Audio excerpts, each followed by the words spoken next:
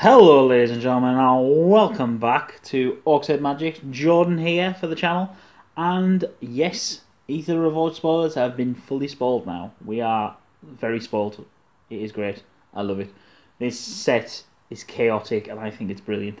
So, what we're doing for the episode today, we are going to go over sort of some picks and highlights of cards that we haven't discussed yet on the channel. So what I'm going to do is I'll probably go through in colour order. It'll probably be the easiest way of doing it. Basically have a list, and we're going to go through and sort of just decide what we're going to discuss and whatnot. Now, as we say, let's start with white. So white, basically we had spoiled. Well, first off is the great one, which is Aerial Modification. It's an enchantment aura for 4 and a white. And you enchant a creature or a vehicle. As long as the enchanted permanent is a vehicle, it's a creature in addition to its other types. And the enchanted creature gets +2/+2 and flying. Now, this is wrong. with the upcoming, we have a lot of vehicles in this set, obviously, but this works even with the existing vehicles. I mean, this going on a Thopter, Smuggler's Copter, the Looter Scooter. You're talking about making it a 5/5 permanently. It's already got flying, but putting this on the Ardara Express is another good one. There are so many good vehicles, not to mention all the new ones that are in the set as well, that are also just amazingly good. I mean, there's the 7/11 for 1 mana one, which is Crew 6, which is very hard to do, but again, amazing. Moving on, there is the cycle, which was the Aether cycle, and these are all creatures. The white one is called Aether Inspector. He's 3 and a white. He's a dwarf artificer, so a dwarf tribal in there, and artificer. He's a 2/3, and he has vigilance. When he enters the battlefield, you get 2 energy. When he attacks, you may pay 2 energy, and if you do, you create a 1/1 colorless servo artifact. So you have a bit of sort of creation, making artifacts for various, revolt triggers, etc., etc. There are lots of options on there. The next card I want to discuss and go down on is I can't think. Sorry, the next one I wanted to discuss was Ally Invasion. Now this is a 1 mana instant, and you choose one. The target, you choose one between these two options, which is target creature you control gets +1/+2. Till the end of turn, or you return target creature you control to its owner's hand. So it's actually good.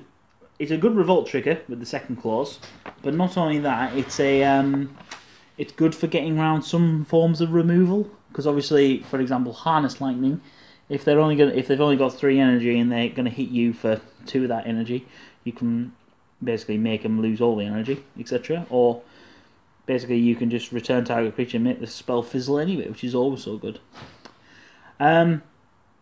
Call for Unity. This is a great 5 mana enchantment for 3 and 2 white. It has the Revolt trigger, which is the beginning of the end step. If permanent you control left the battlefield on your turn, put a Unity counter on Call for Unity. Creatures you control get a +1/+1 for each Unity counter on Call for Unity. Now, I don't think this is going to be modern playable sort of thing, because especially in comparison to some cheaper sort of buff spells in white. But in terms of standard, can I see it being played? Yes, because by turn 5 you can. I mean, some decks do have a nice presence on board, and it's easy enough to get a revolt trigger on this at the end step. Keep going further down the list. A good one that I did see, which was Deadeye Harpooner, which is 2 and a white. It's a dwarf warrior for 2/2, and it has the revolt trigger, which is when it enters the battlefield.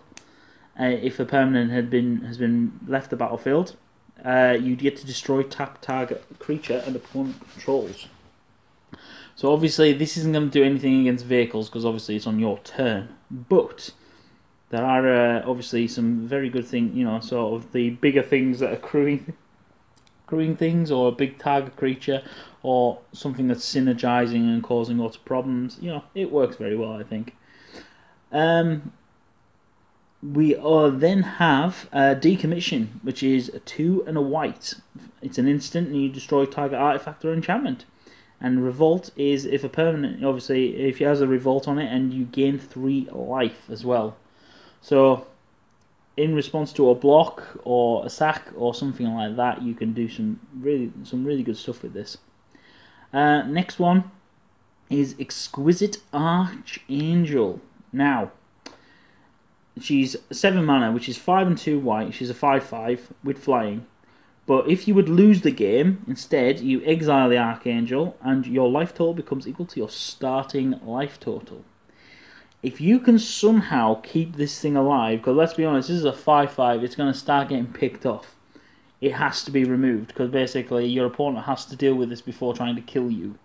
So removal effects are going to be sort of priority number 1 on this. As far as I'm aware, there's no sort of major, in terms of sort of sealed, there's no lightning axes or anything like that, obviously been spoiled.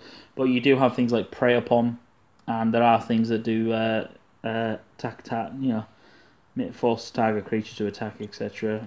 Or you could steal the creature and sack it in response, etc. There's various things you can do, which is rather interesting. Right, where to go to next? Let's discuss the legendary white creature, which is Saram, if I can pronounce that right. Saram, Senior Edificer. He's 1 and a white, he's a Dwarf Advisor, he's a 2/2. Whenever you cast an aura, equipment, or a vehicle spell, you get to draw a card. I quite like this in sealed. Obviously you have to build a very specific deck around him, but it can work quite nicely. But in terms of actually having a commander, he's actually quite sweet. He's very cheap, he's nice, he's good. He's a pure steel paladin, basically, isn't he? For the same amount of mana and all that, it does everything you want, and it's got card draw on it, and you can just keep artifacts and spells and dark steel plate, and there's many ways to keep him alive as a commander, which is quite nice. Let's discuss his expertise, which is another cycle to go with it. It's 2 and 2 white as sorcery, and you create 3 1/1 servos. Artifact, creature tokens, and then you get to cast a card with CMC 3 or less from hand without paying its mana cost. It's not too bad of a spell. It's alright. I mean, to be fair, I think this works in sort of an artifact synergy deck. I mean, to be fair, I would swing maybe towards sort of white-red artifacts. You maybe want the Reckless Fireweaver for pingings and stuff like that. That would work. The last card I want to discuss on white would be Solemn Recruit. It's 1 and 2 white, a Dwarf Warrior for 2/2. It has double strike, and then at the beginning of the end step, it has revolts. At the beginning of the end step, you get to put a 1/1 counter on it. Sweet, it works. This works quite well. The double strike's very nice for 3 mana, especially if you end up going red-white dwarfs. She works very well. She becomes a 3/3. And then you just start getting 1/1 counters on it. You're sort of laughing. Okay, well, we'll leave white for there. We'll move on to blue. So, we have the part of the Aether cycle. We have the Aether Swooper, which is 1 and a blue. It's a Vidalcan Artificer. It's a 1/2 with flying, and it ends the battlefield with 2 energy. And when it attacks, you may pay 2 energy and create a 1/1 servo. Quite standard. I think this is going to be a big cycle. I mean, it works with Panharmonicon quite nicely because you get extra energy out of it. You get, you have to be in a sort of an energy deck to use the Aether guys, but they do some work quite nicely. Baral I would discuss, but we went through that on the last sort of spoiler thing, so we'll gloss over him for now. But his expertise, I quite like. Baral's expertise is a 5 mana, 3 and 2 blue sorcery. You return up to 3 target artifacts and or creatures to their owner's hands. You may cast a card with converted mana cost 4 or less from your hand without paying its mana cost. Now, some people weren't a fan of this, but I actually think it works really well. Because theoretically, if you're in black-white, you could bounce some of your creatures to hand, cast your Henny's expertise, and then get another free trigger. So you get to cast 2 free spells, which is rather sweet. I mean, God, theoretically, the dream would be Baral's expertise and Tieni's expertise into Kariri's expertise, the legendary red creature. That would be a sick player, but doubt that would ever happen. Next one is a really good creature I quite like the look of, which is Bastion Inventor.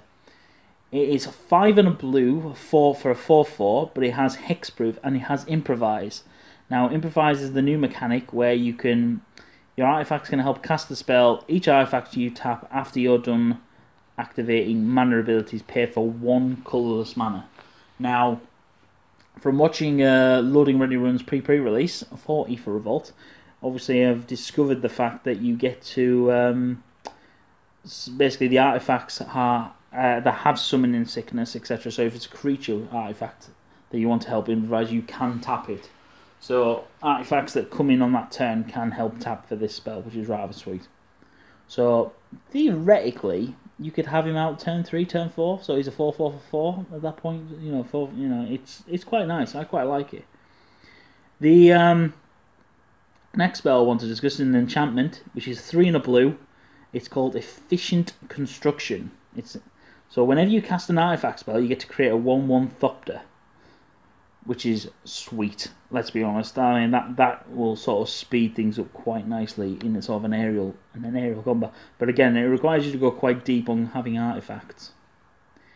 The next one I want to discuss is Illusionist's Stratagem, which is for 3 and a blue. It's an instant, and you exile up to 2 target creatures you control, then return those cards to the battlefield under their owner's control, and you get to draw a card. So basically, you get to do a double blink effect. Now, that can get off auras from your opponent that he's put on you. This could save things in combat. You could do this as a block and then save, or you could do it in response to removal. There are, it's definitely a decent card to worth considering for blue. I mean, generally the flicker effects do work in white, but yeah, I quite like it. It's a very interesting card to do. Next one let's discuss is Metallic Rebuke, which is for 2 and a blue. It's an instant. It has improvise on it again, and counter target spell unless its controller pays 3. So this is one a little bit worse than Spell Shrivel for the same price. But this can cast for less. So if your opponent's got if you've got artifacts on the board, and they cast something at you, you can improvise for theoretically 1 blue mana, which is rather sweet. Let's be honest, and counter spells do work quite quick, nice and quickly. The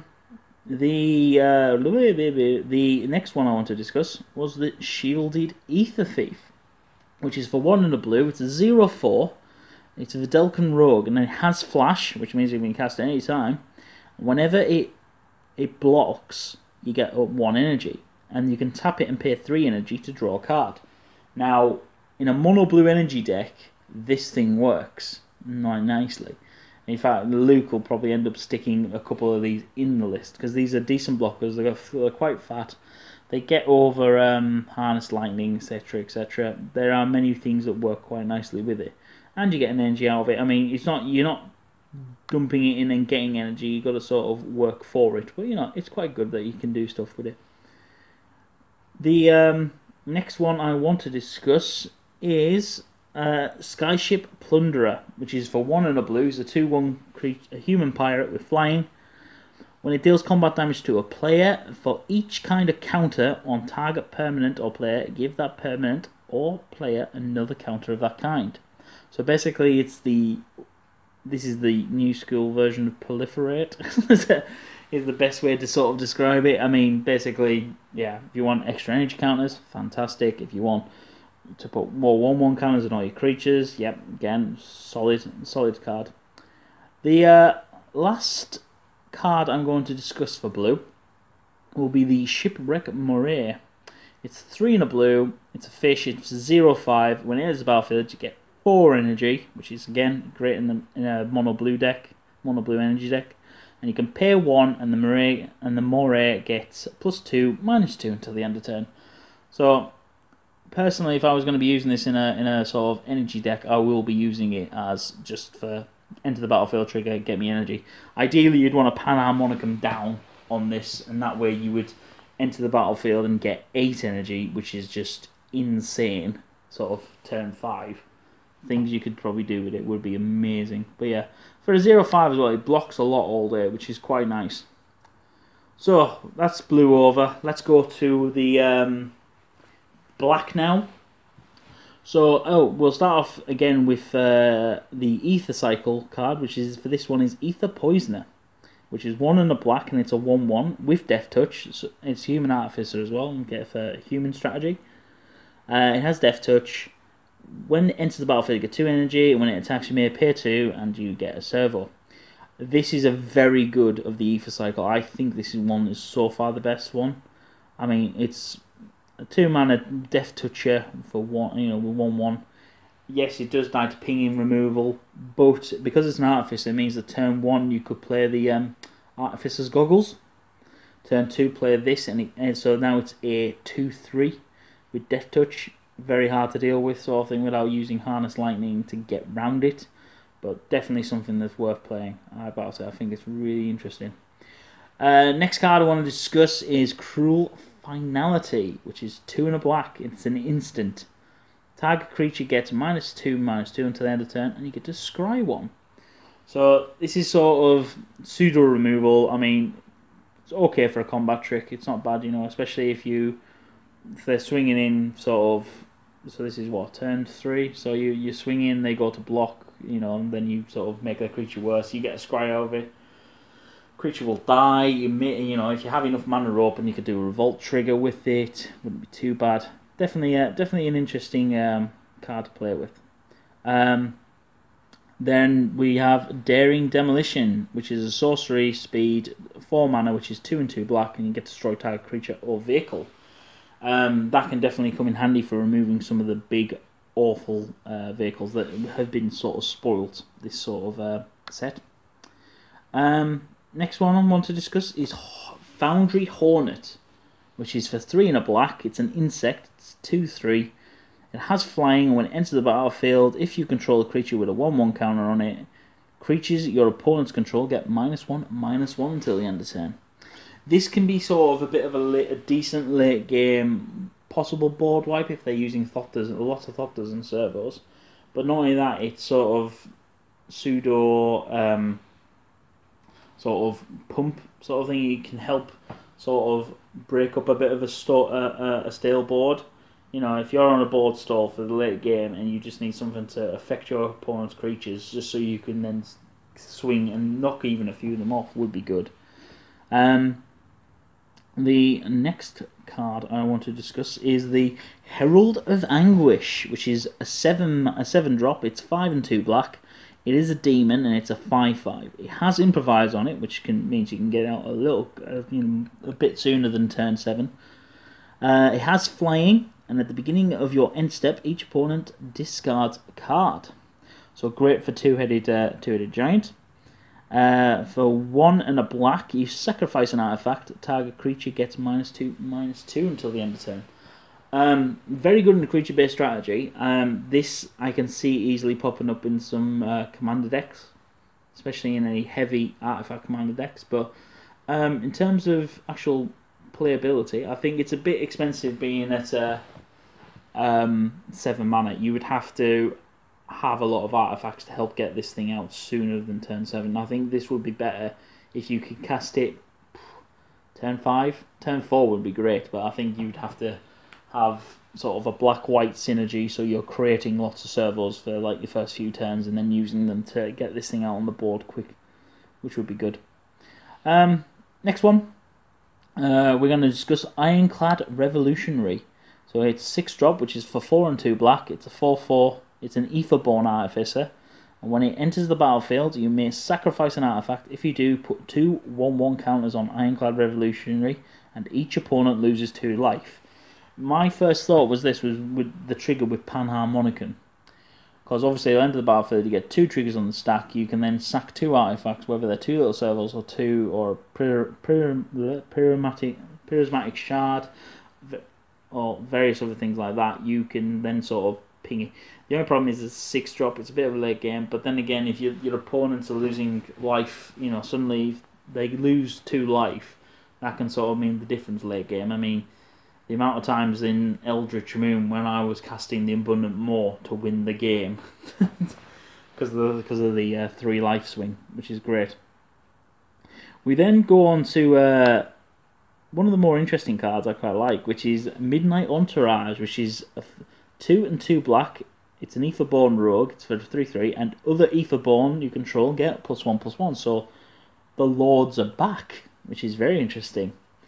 Whenever Midnight Entourage or another Aetherborn you control dies, you draw a card and you lose 1 life. Now, with that, board wipes become very scary, especially if you've gone sort of Aetherborn tribal sort of thing. The way I would sort of want to play this card, ideally, is in a black-white life gain strategy. So if worse comes to worse, someone does board wipe you, you get a card draw. You'll get card draw, but then you're not going to take that much life. So something with the various sort of little spells that give you life and whatnot would be best, I think, for this. But you know, it depends. It depends on sort of your preference. But could I see a sort of Aetherborn tribal deck going wild? I don't think I could, because it would suffer quite badly to a board wipe. That's the only thing I can see. The next one I was going to discuss was Resourceful Return, which is 1 and a black. It's a sorcery. Return target creature card from your graveyard to your hand. If you control an artifact, you then get to draw a card. So definitely worth playing, especially in the sort of sealed environment as well. It gets really interesting.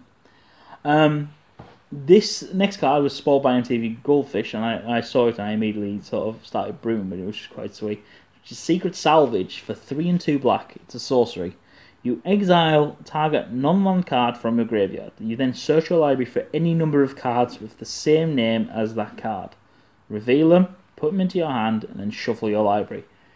The first thing that came to mind as a very stupid and janky brew for this card was Hedron alignment. Because at the moment, it's very hard to get Hedron alignment into exile. That's the problem I find at the moment. So when we had dragons instant, you could delve and get things into exile quite nicely.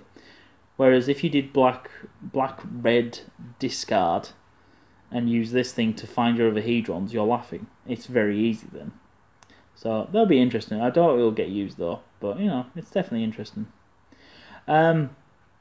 The last card in black I'll discuss is Vengeful Rebel, which is a 2 and a black. It's an Aetherborn warrior. It's a 3/2.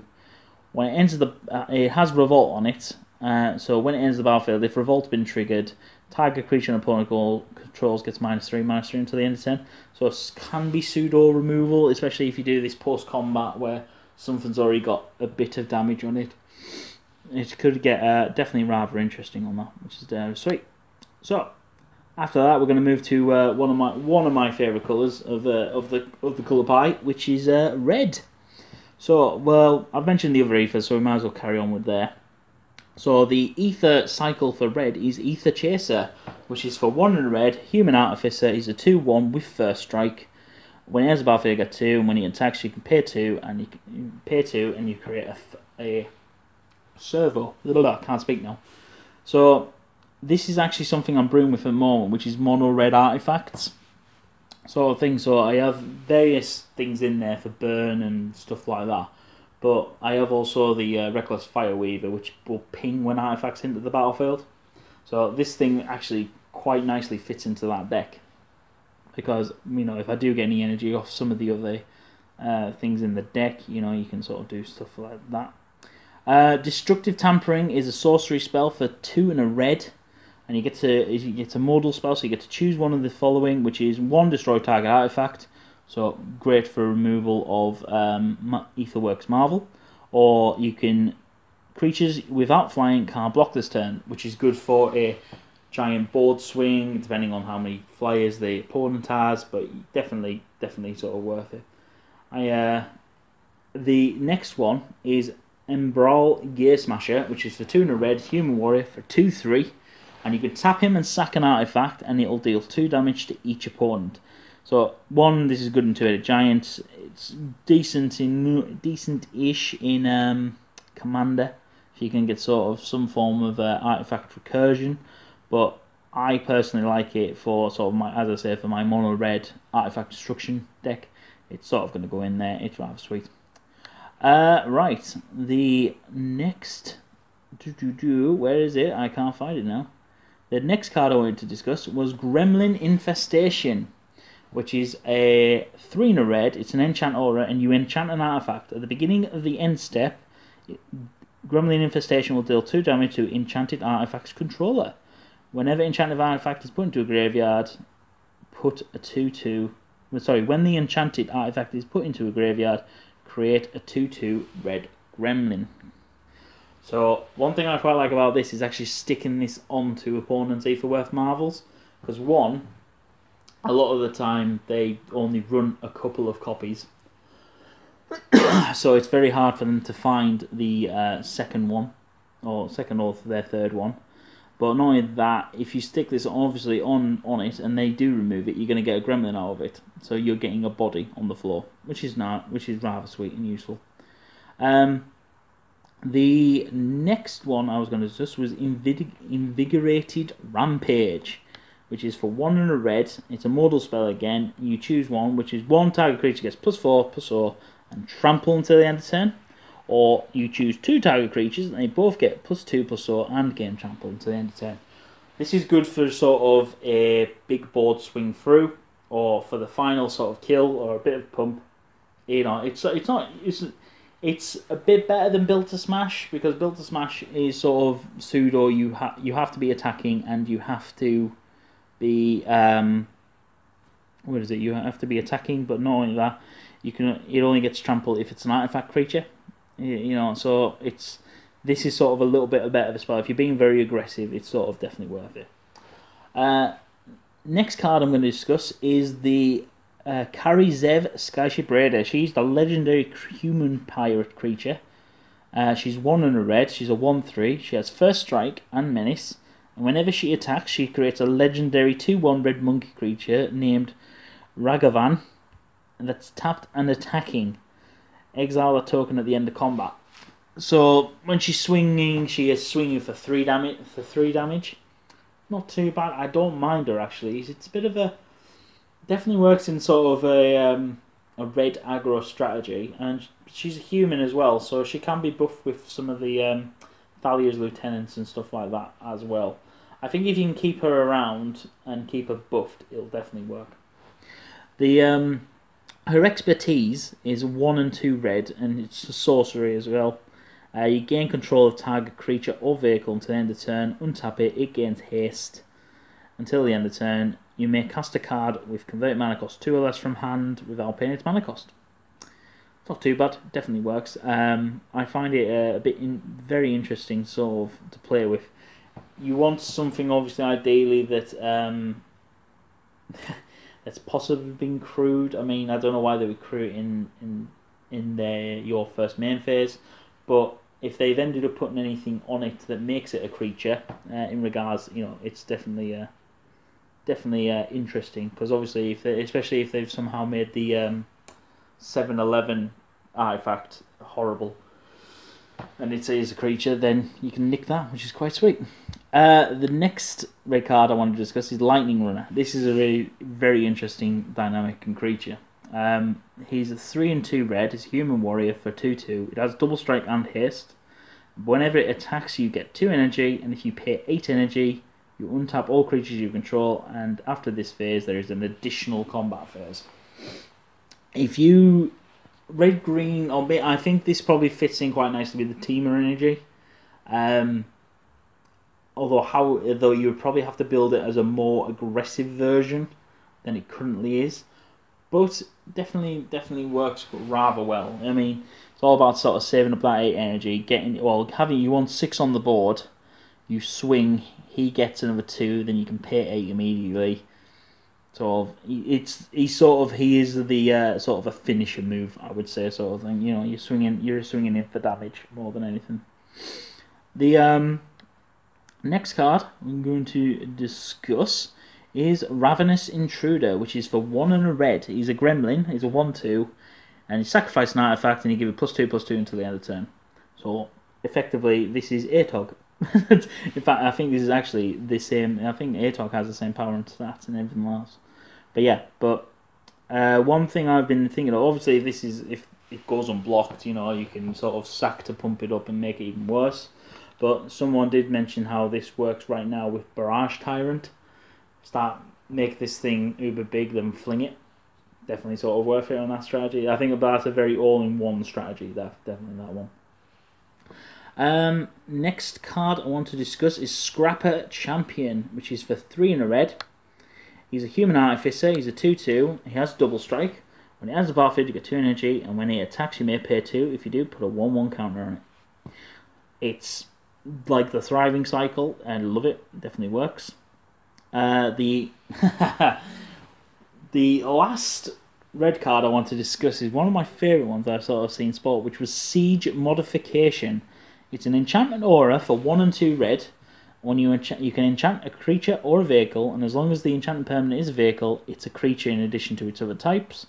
And the enchanted creature gets +3/+4 and has First Strike. So basically, all those sat round vehicles, you can make them creatures. I mean, to be fair, this works in a lot of different strategies. I mean, even just with Smuggler's Copter, making a Smuggler's Copter a 6/3 instead of a 3/3, and it's swinging all the time. Alright, it can then be targeted for other removal, fair dues, but you're going to get a decent swinging with this thing. And yeah, I love it. I think it's definitely sort of a card I might end up be playing around with, definitely. So that's it for red. That's all the ones I want to discuss from red. We're now going to move to green. So the last of the Aether Cycle one we'll discuss first is Aether Herder, which is for 3 in a green. He's an Elf, Artificer, and Druid. He's a 3/3. When he has the battlefield, you get 2 energy. When he attacks, you may pay 2. So just the standard with that. There's nothing else special about him. I mean, he's got a decent body on him. He's okay for energy generation. He's not too bad, but I think you can do a bit more with it. More interesting was Aether Stream Leopard, which is for 2 in a green. It's cat. It's 2/3. It has trample. When it enters the battlefield, you get 1 energy, and when you attack, you may pay 1. If you do, it gets +2/+1 to the end of it. So it's quite an aggressive green strategy, which definitely is interesting. The next one I wanted to discuss was Heroic Action. This is a 1 in a green. It's a rare, and it's an instant. Permanents you control have hexproof and gain indestructible until turn. Now, notice that says permanents. That's everything on your board. That is artifacts, that is land, that is creatures, that is enchantments, everything gains hexproof and indestructible. I like this. This is basically a better fog. I mean, this gets around board wipes, this gets around aggro, this gets around a lot of different things. For 1 in a green as well, I mean, it's the reason why it's a rare, because this is just sick, wherever you put it. I mean, I don't know where I would want to what strategy. I mean, this is for, I think this has been designed for the go wide weenie strategy. So obviously when you're swinging big and they're picking them off one at a time, this allows you to swing big, make them sort of indestructible, so you get more damage through, you've got more bodies on the floor. Or if they end up trying to board wipe you with a weenie spell, you can make them indestructible, make them sweet. Obviously, indestructible, it can be you can get round indestructible if you give a creature -/ below 0. That gets round it. But yeah, anyway. Next one I'm going to discuss was High Spire Infusion, which is for 1 in a green. It's an instant. Target creature gets +3/+3 until their turn, and you get 2 energy. Decent pump spell, get you energy. This is going to probably go into my mono green energy list quite easily, because it definitely, it does everything I want in a spell. The next one is Lifecraft Awakening, which is X and a green for an instant, and you put X 1/1 counters on target artifact you control. If it isn't a creature or a vehicle, it becomes 0/0 construct artifact creature. So basically, this is given an artifact. It gives an artifact +1/+1 counters. Now, if it's a creature, if it's an artifact creature or a vehicle, it just gets the 1/1 counters quite easily. But if it's, for example, if you decide to do this with Aetherworks Marvel, as a one off the top of my head, it'll become a 0/0 creature with 1/1 counters on it, sort of thing. So definitely it's definitely a very good pump spell. It's good sort of combat pump spell as well, especially when you're swinging with sort of for harness lightning sort of thing when they're trying to kill your smugglers copters and spend the 3 energy getting rid of it. Lifecraft Awakening in response will get around it quite nicely. So next one was Maulfist Revolutionary, which is for 1 and 2 green. It's a 3/3 human warrior with trample. When it enters the battlefield or dies, each kind of counter on target permanent or player. Sorry, for each kind of counter on target permanent or player, give that permanent or player another counter of that kind. So you can so when it enters the battlefield and dies, it can give you extra energy, give you extra 1/1 counters. It works all around quite nicely for that. So definitely very interesting. Narnim Renegade is a single green. He's an elf warrior for 1/2. He has Death Touch with Revolt, and he'll enter with a 1/1 counter on if Revolt's been triggered. Decent 1-drop. Doubt you're ever going to play this turn 1. You know, you probably are looking for turn 2. But in an aggro strategy, a 1/2 Death Touch, yeah, he definitely gets around a few things. Or he'll definitely stop him swinging with certain things anyway. So something I definitely like. Last one going to discuss is the Scrounging Bandar for 1 and a green. He's a cat monkey with 0/0. When he enters the battlefield with 2 1/1 counters on it, beginning of your upkeep, you may move any number of 1/1 counters from Bandar onto another target creature. So it's definitely it goes in quite nicely with a +1/+1 counter strategy, which you can easily do in mono green at the moment. It definitely works very well.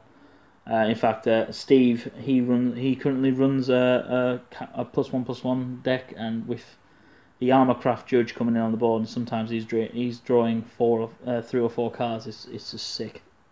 So that's it for green. We'll quickly go through the gold cards that we haven't discussed, which isn't many of them because some of the gold cards are just so good. We've had to discuss them.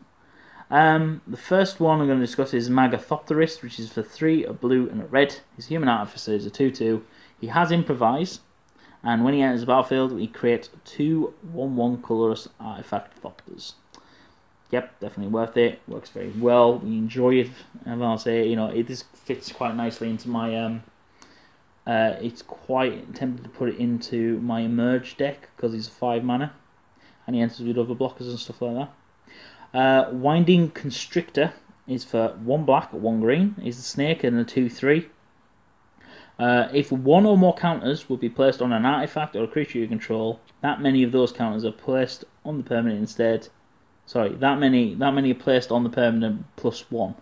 So, for example, if with the Bandar, say for example you decide to move 1/1 counter over to the Winding Constrictor, for example, the Winding Constrictor will actually get 2 out of it. So it's definitely rather sweet, but it's a good strategy, especially if you use then Oath of Vajani to spread out 1/1 counters or something like that. You'll end up getting extra, which is definitely awesome. I mean, for 2 mana, this fits in beautifully, especially in the Delirium deck or something at the moment where you can do things. The other gold card I was going to discuss is Spire Patrol, which is for 2, a blue and a white. He's human soldier for 3/2. When he enters the battlefield, tap target creature and opponent controlled. That creature does not untap during its controller's next untap step. This with Panharmonicum on the field is going to start putting pinging their board down, which is going to get very annoying very quickly. But it's definitely fun, definitely worth it. Lastly, we're going to go through the artifacts. Now, I'm not going to go through everything because I will be here literally all day. Obviously the 1 mana artifact that we haven't discussed in the 7/11 is Consulate Dreadnought. It's a vehicle. We crew 6.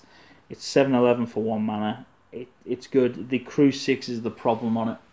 But as with this set, there are things that have been placed with like aerial, the white spell for aerial, or the aerial modification or the siege modification makes this thing automatically a creature. So it's definitely ways to get around it. One of the ones I quite like in an energy strategy is the new one, which is Consulate Turret. And for 3 mana artifact, you can tap it to give you 1 energy, or you can tap it and pay 3 energy, and it deals 2 damage to target player. In an energy deck, this works quite nicely, especially if you end up running the fabrication module, which is when you get an energy, you get a 1/1 counter. That works rather nicely, so it's a nice synergy with creatures that you'll have, definitely. The Filigree Crawler is an interesting one. It's 4 mana artifact for a 2/2. It's an artifact creature. When it dies, you create a 1/1 Thopter with flying. The problem I have with it is that it is 4 mana. If it was 3 mana for a 2/2 with the Thopter when it dies, I'd definitely be all over it, but it's just not my sort of jam, I'm afraid. Barricade Breaker is a 7 mana artifact creature. It's a Juggernaut. It has Improvise and it attacks each combat able, and it is a 7/5. Yeah, this thing works. This thing will put the beats downs quite nicely on your opponent. They're gonna have to block it. You're either you're gonna keep making them chump, or you are gonna force them to trade with something that's 5 power at least. But to be fair, this works very well with any of the trample strategies. So Built to Smash suddenly gets this in for 10 with trample. Definitely worth it. The next one I'm going to discuss is the Crackdown Construct, which is a 4 mana artifact creature construct, and it's 2/2. Whenever you activate an ability of an artifact or a creature that isn't a mana ability, Crackdown Construct gets +1/+1 until the end of turn. So it's one way, you can sort of boost it up quite nicely with, say, with like the turret and so on and so forth. Next one we're going to discuss is the Hope of Girapur, which is a 1 mana legendary artifact creature Thopter, which is rather interesting, and it's a 1/1. It has flying, and you can sack it, and then until your next turn, target player who was dealt damage by the Thopter can't cast non-creature spells. So basically, you get in for 1. They don't end up blocking, etc. Then you can make them. Then you can sack it in response, and then you can sack it. Once you've done the damage, you then sack it, and then they can only cast. They can only cast creature spells. That's it. They can't do any instant. For their next turn. It's a shame you can't somehow do it until the end of your next turn. If it's the end of your next turn, but that would probably be way overpowered for 1 mana. But it's decent. So something I quite like the look of. The next one to discuss was Inspiring Statuary, which is a 3 mana artifact. Non-artifact spells you cast have Improvise. This is the reason why this is actually going into this mono red artifact deck that I'm currently brewing with, because this can make things like Fall of the Titans stupidly insane if you've got a lot of artifacts on the board. I mean, suddenly if you're casting Fall of the Titans for a stupid amount of damage, because even if you haven't surged it, suddenly the double X isn't that scary to cast. So it's definitely interesting. The next one I want to discuss is the Mobile Garrison, which is an artifact vehicle. It's a 3/4 for 3 mana, and whenever it attacks, you get to untap another target artifact or creature you control. So and it's only got a crew too. So for example, this how do I describe this best way?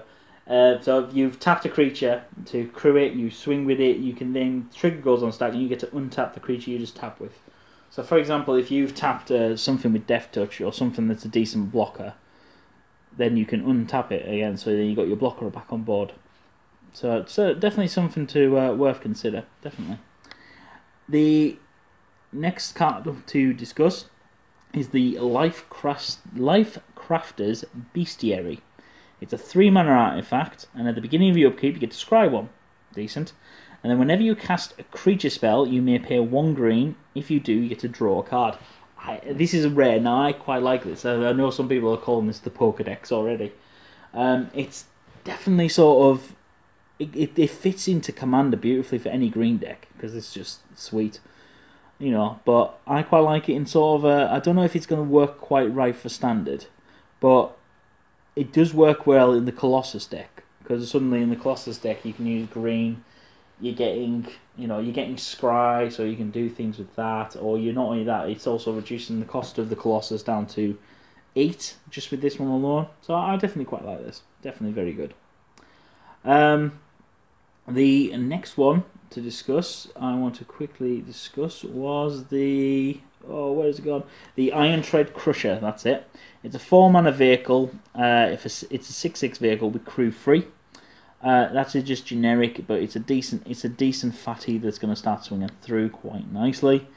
Especially when you start having some of the other crew abilities from like Veteran Motorist or I forgot, Overchase, Daredevil sort of thing. You know, good things like that, which definitely work. Scrap Trawler is another card I did see and I've been brewing with, which is it's a 3-mana artifact creature construct. It's a 3/2. Whenever it or another artifact you control is put into the graveyard, return to your hand target artifact card in your graveyard with lesser converted mana cost. This works really well with Gonti's Aether Heart. Oh no, that exiles. No, it doesn't work. What was it I was working with? It was the Aether Express and stuff like that. When people finally take those things out, it suddenly starts bringing back lots of things. But it also works really well with the Scrappy Scrounger. So you can get general good recursion on it, which is rather sweet. So you're casting it from hand, so you're not going to lose creatures in the bin for exiling effects. The Servo Schematic is a 2-mana artifact. Enters the battlefield or is put into a graveyard. You get to create a 1/1 Servo.